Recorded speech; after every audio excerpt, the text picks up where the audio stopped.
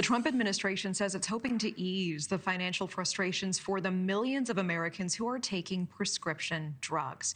They're announcing the launch of TrumpRx, an online platform that it says will direct Americans to lower-priced prescription meds. And according to a recent survey by the Kaiser Family Foundation, more than 60% of adults report currently taking prescription medicine, and over 1/4 share they're currently on 4 or more. One person all too familiar with sky-high costs and impossible choices is Janet Kerrigan, a former critical care nurse and cancer survivor who was diagnosed with multiple myeloma and incurable blood cancer back in 2011. Now, Kerrigan was put on Revlimid, a drug that activates the immune system to fight deadly cancer cells to save her life. But her copay? A whopping $11,000. Each pill taken daily was $800. Though she is now retired and on Medicare, she believes TrumpRx is just the beginning of the help that people like her need in this country. And she joins us now. Janet Kerrigan, I appreciate you so much taking the time tonight. And I want to start with your story. You were given 1 to 2 years to live, months of chemo, a stem cell transplant. What was this like for you, first of all, facing this diagnosis and then just the crushing weight of this? The transplant alone was $800,000. Well, first of all, I had a great job. I was a critical care nurse. I never even had the flu before. So when they told me I had multiple myeloma, at the time it was considered terminal and incurable still. And then they told me I had 1 to 2 years. What goes through your live. mind? What goes through your mind with that diagnosis? Well, I looked up in the sky and I said, I'm going to have to write my obituary. I mean, I was scared. I never cried, but I felt the need to fight for some reason. And I said, I'm not going to die. I'm just going to find a way to live.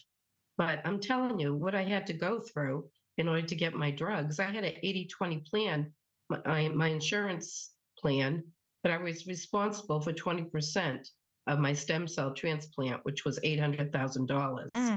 And I started, it was a joke.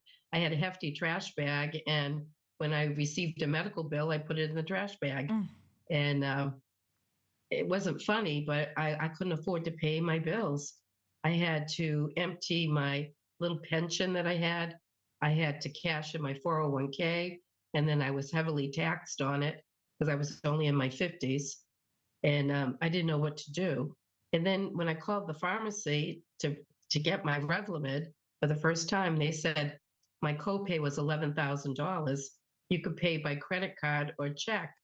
And I said, I can't afford that. I'm not going to be able to take the medication that's keeping me alive.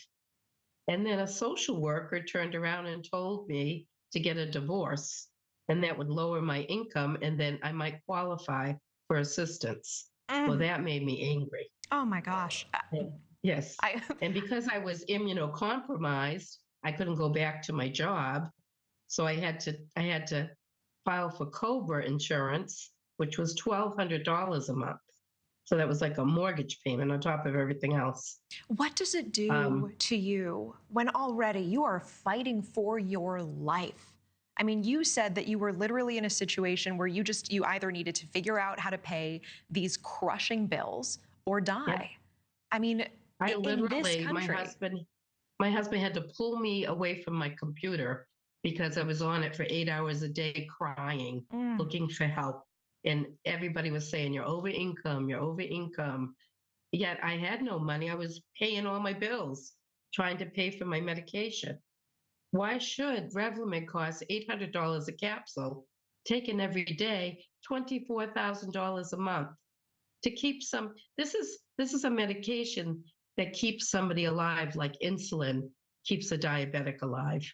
And why are we forced to decide to live or die by the insurers and the pharmaceutical companies? I joined an organization called Patients for Affordable Drugs because I wanted to give a voice to those that are silent. I started a cancer support group here strictly for multiple myeloma, so people would have a place to go to and get information. I'm so glad that you're here. I'm so grateful for the work that you're continuing to do. I want to ask, what is your reaction to TrumpRx? I mean, what is your reaction to hearing about the new plan? Is this the solution? Does this fix all of this? I don't think it's the fix, but I think it's a start. So anything that is a start isn't, it's a positive. Yeah, how So do you I think this can't will help? comment on it because I'm not using it right now.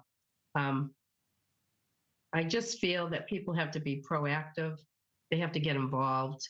Um, as you can see, I met with RFK. I was invited to participate in a drug pricing roundtable meeting, and he really listened to us, which I was very surprised how it affected him. There were about 6 or 7 of us, and we all told our stories. And he told us he was going to work on this issue. Yeah, and we hope to see those results. Lastly, I want to ask, as a cancer survivor, with everything that you've been through and a former critical care nurse, what is your message to Americans who cannot wait another day, who are in that moment of staring at their computer screen and crying, of putting those medical bills in the trash bag, who do not know what to do, and they need this medication now? There are grants out there, but it's hard. It's hard to get the grants. Go to reputable sites. One thing I do tell people is that they can make all these decisions. They can make all these bills, but they have to remember there's a human factor behind this.